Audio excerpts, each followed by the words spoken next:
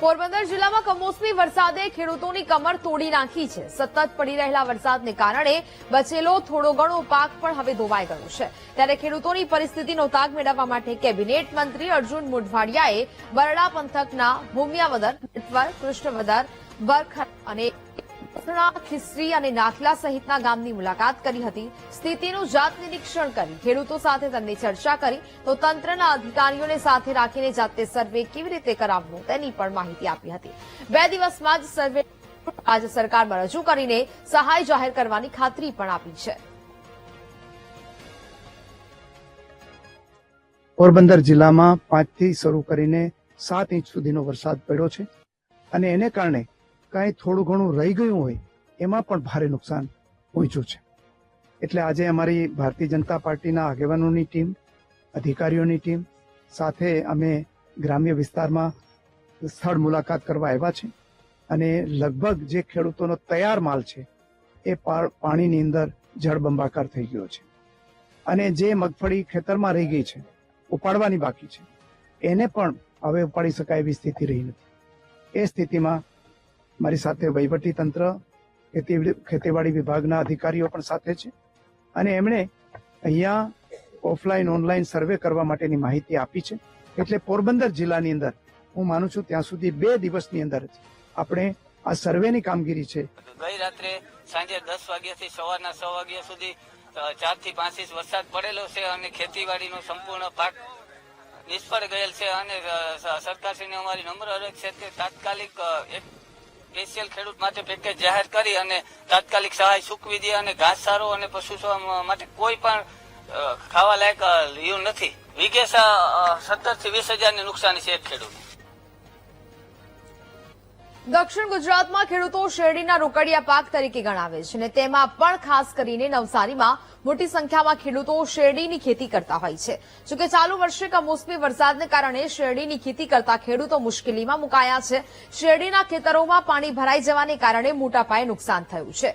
રાજ્યમાં 22 જેટલી શુગર મિલ આવેલી છે અને જેમાંથી 13 કાર્યરત છે. દર વર્ષે નવરાત્રી અથવા તો દશેરાના દિવસે આ શુગર મિલો શરૂ થઈ જાય છે. જોકે કમોસમી વરસાદ પડતા ખેડૂતો શેરડીની કાપણી કરી શક્યા નથી.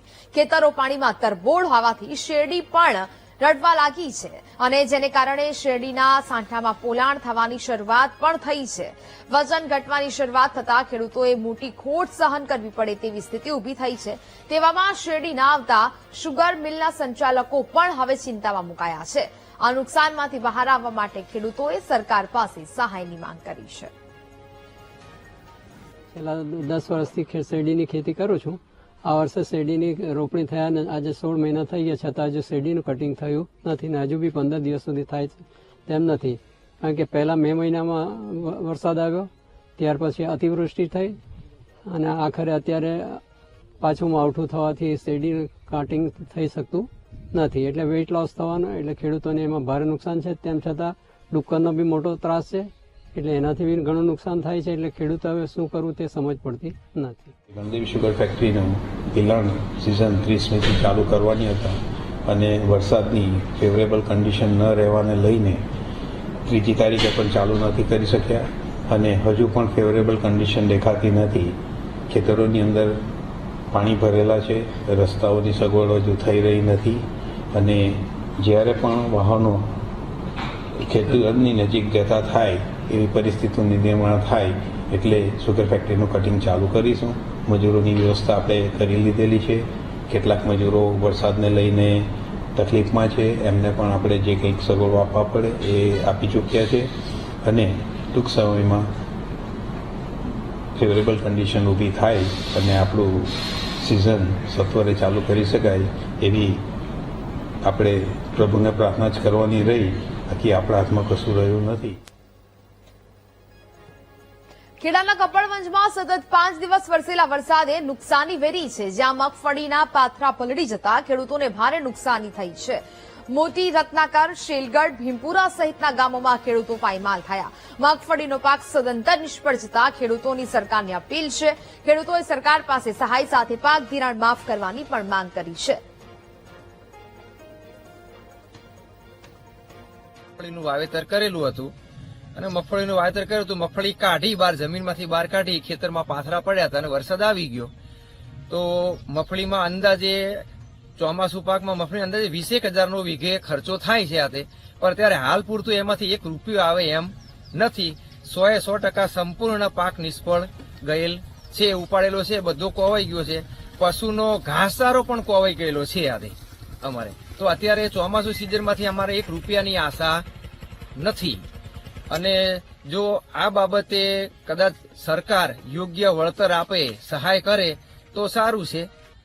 અને સહાયમાં અમારું મેઇન માંગણી એ છે કે પાક ધિરાણ જ નાબૂદ થવું જોઈએ એમ. અમારે હાલમાં મગફળીનું વાવેતર હતું, મગફળીનું વાવેતર ફેલ થઈ ગયું છે આ વરસાદના હિસાબે. એટલે એમાં નથી ઘાસચારાનું રહ્યું કે નથી માણસનું રહ્યું, કાળું મેસ ખાતર થઈ ગયું છે. હવે અમે પશુપાલન કઈ રીતના જીવાડી શકવી કે એ ખેતીની અંદર ફરી બીજો નવો પાક કઈ રીતના કરી શકવી, તો અમારું કહેવાનું નમ્ર વિનંતી છે કે સરકાર અમને કોઈ પણ રીતે સહાય કરે.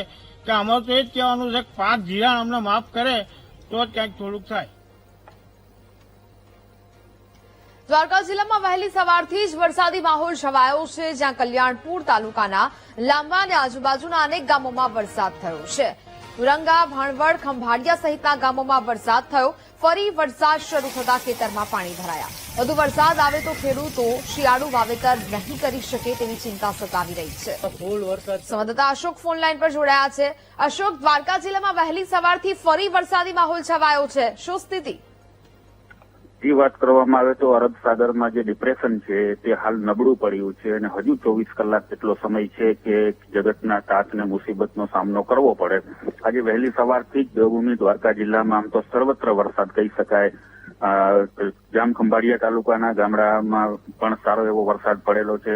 કલ્યાણપુર તાલુકો છે, ભાણવડ તાલુકો છે અને ઓખામંડ તાલુકામાં પણ વહેલી સવારથી જ ઝરમર અને ક્યાંક સારા એવા ઝાપટા પડેલા છે કે ખેડૂતોની મુસીબતમાં વધારો કરેલો છે. બિલકુલ અશોક, જાણકારી બદલ આભાર.